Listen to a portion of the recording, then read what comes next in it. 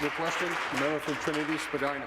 Thank you, Speaker. My question is for the Minister of Finance.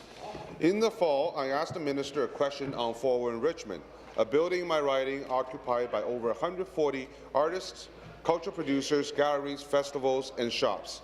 At that time, we encouraged the city to create a new property tax for arts and cultural organizations in Toronto. That's because Ontario's vibrant arts and cultural organizations are part of what makes this province such a great place to live. Absolutely. The city has since passed a motion requesting the province to create a new property tax class for creative co-location facilities. I understand the next step will be for the province to create a regulation to allow this change. Mr. Speaker, through you to the Minister, can he please tell the House, give the House an update on where this regulation stands? Thank you. Minister of Finance. Mr. Speaker, I applaud the member from Trinity-Spadina for his ongoing advocacy on this very issue.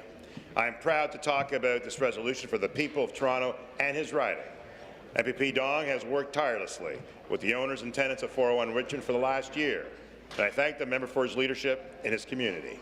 Cultural and innovation hubs contribute tremendous value to our communities and the economy, which is why I'm pleased that the City of Toronto has passed the motion for creative class property tax bracket.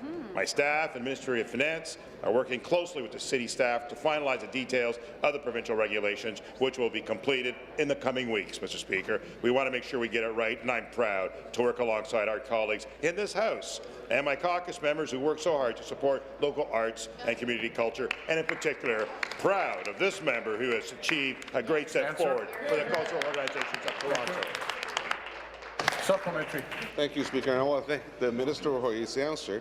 The tenants of 401 Richmond received good news in the fall when the property assessment was reduced by MPAC. And the news of the City Council's resolution is indeed to be welcomed. It will address their concerns on their future financial certainty regarding property tax. For that, I am thankful.